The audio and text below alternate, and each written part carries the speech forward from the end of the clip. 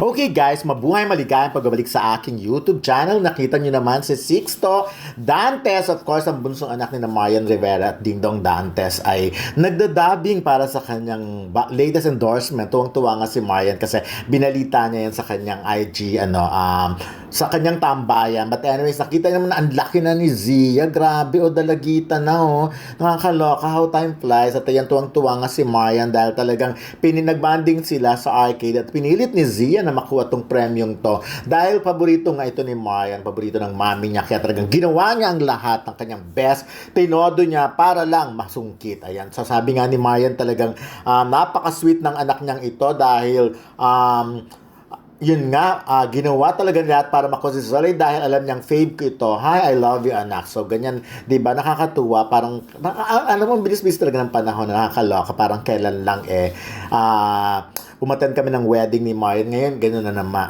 Ngayon, may anak na. At syempre, eto naman, miss na si Ann Curtis na mga fans niya sa Showtime. Talagang pinababalik na siya. Sinasabi nga na hindi raw masyadong masaya ang Showtime pag wala si Ann. Mas maganda raw talaga pag kompleto. Iba din daw talaga ang naibibigay na siya ni Ann Curtis. Of course, original host si Ann Curtis yan. Kaya lang nga, marami siyang alam naman natin kung ano mga pinagkakaabalahan niya ngayon at ayaw niyang i-reveal o magbigay ng konting hint. Although, nagtatanong na nga ang mga fans kung anong mga eksena. So, ayan.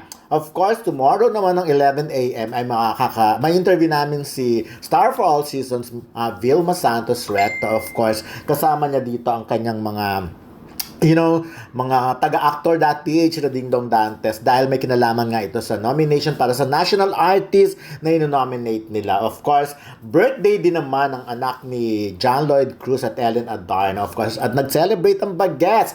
Nakita niyo naman ang bilis din ng panahon, 6 years old. Parang kailan lang hot topic talaga sila Ellen at John Lloyd dahil di ba nga nag-hibernate sila, nawala sila. Although may mga postings si Ellen sa Instagram. And then, heto na ngayon, ang laki na ng bagets at nakakatuwa na artista ang look sa bagay. Tatay niya si John Lloyd, nanay niya si Ellen, and of course, nakakatuwa, natutuwa rin ng mga netizens dahil kitang-kita kung gaano rin ka-close si Elias kay Derek Ramsey na anak nga ang tawag sa kanya. Ayan. At ito naman nakakaloka rin to kasi tignan mo, nanawagan si Piolo Pascual sa kanyang IG story. Sabi niya nga, ninakaw ang sasakyan ng kanyang mommy. Sabi niya, never thought I'd ever post something like this, but my mom's car was stolen last night at 1 a.m. in West Covina, Nogales.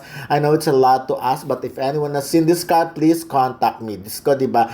Nakakaloka yung mga ganyang extent. Habang concert si Piolo Pascual sa Amerika, di ba may mga kaganapan na ganyan. So, sana nga, kahit saan pala talaga. But anyways, eto naman ako naawa kay Angelica Panganiban kasi nararamdaman, parang feel mo yung pain na nararamdaman niya talaga. Sabi niya nga, what to do, should I get a massage from? Ayan, day by day parang nauubos lakas ko sa hip, leg, lower back pain.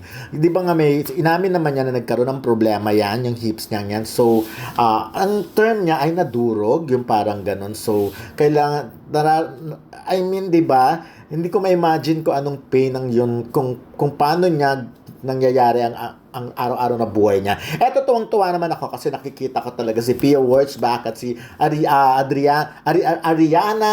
Ariadna Gutierrez, di ba? Magkalaban sa Miss Universe 2015, di ba? Napakalaking issue niya because courtesy of Steve Harvey, ayun nga si Pia Wurtzbach ang totoong nanalo pero naunang kinoronahan si Ariadna at ngayon nga best of friends na sila at nakikita na silang nag-attend together sa Paris Fashion Week. And speaking of Paris Fashion Week, nakita nyo naman kabuga na naman sila Pia Wurtzbach at Heart Evangelista. Kanya-kanya silang drama sa mga Fashion Week na pinupuntahan nila. Ako, I don't think kailangan natin silang ipag-compare or paglabanin pa, pagsabungin pa. Ang mga fans lang naman ang gumagawa naman. But for me, ayan natin silang itaas natin silang pareho because parehong karangalan naman ang binibigay nila. At si Pia nga, nakapagbigay na ng karangalan noong 2015, di ba? So, hanggang ngayon, ginagawa niya ang part niya para mapaganda pa rin ang image ng, kumbaga, ang Pilipinas, malaking tulong niya pag nalalaman na Pilipinas siya. At ganun din naman kay Heart Evangelista. So, nagtataka lang ako kasi masyadong nagiging malaking issue. Although maganda kay Pia, hindi siya talaga pumapatol. Nakikiusap siya na itigil na yung mga ganon. So, ayun lang naman at maging happy na lang tayo sa kanilang dalawa. Kasi syempre, Ang achievement ng dalawang ito ay achievement namin. Nakakatuwang makita sila nakikipaghalubilo sa mga sikat na personalidad, designer sa buong mundo. So, eto naman, panalong-panalo na naman itong si Joshua Garcia. Nagbalik TikTok nga siya at nakita niyo naman, di ba, nakakaloka siya talagang winner na winner. Imagine, 1.6 million agad ang views ng TikTok niya na ilang araw pa lang so palaki ng palaki. So nakakaloka. Parang kailan lang di ba parang medyo nagpahinga siya sa TikTok, but look at him now, panalo na naman. By the way, pinakamalaking nahamig na views ni Joshua ay 152 million noong 2021. Yun yun.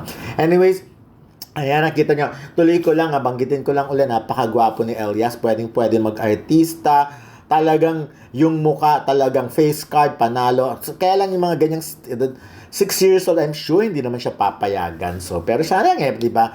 Kailangan natin ng mga bagets na talagang I'm sure magaling di umarte. Pero ito, aliw na aliw pa rin kay Joshua Garcia. First time ko siya nakita. Alam mo, pag tunay kang lalaki, wala akong pakialam kung magganyan-ganyan ka, magbading-badingan ka. Unlike yung mga bading na nagpapakalalaki, di ba? Ang titigas ng mga katawan at talagang tinatago ang mga ganyan.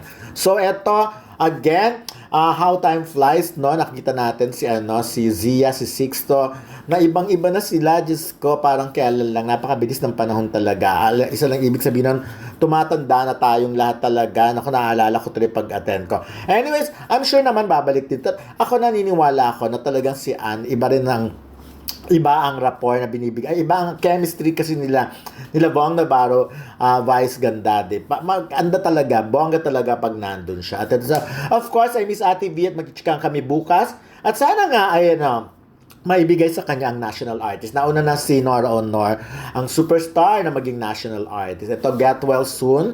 Wish ko na gumaling si Angelica Panganiban kasi nga mahirap din bilang isang ina na kailangan mag-alaga ng kanyang anak, tas may ganung nararamdaman. At ito, palakpakan na lang natin sila Heart Evangelista again and Pia Words Back na sana ay ganun na nga.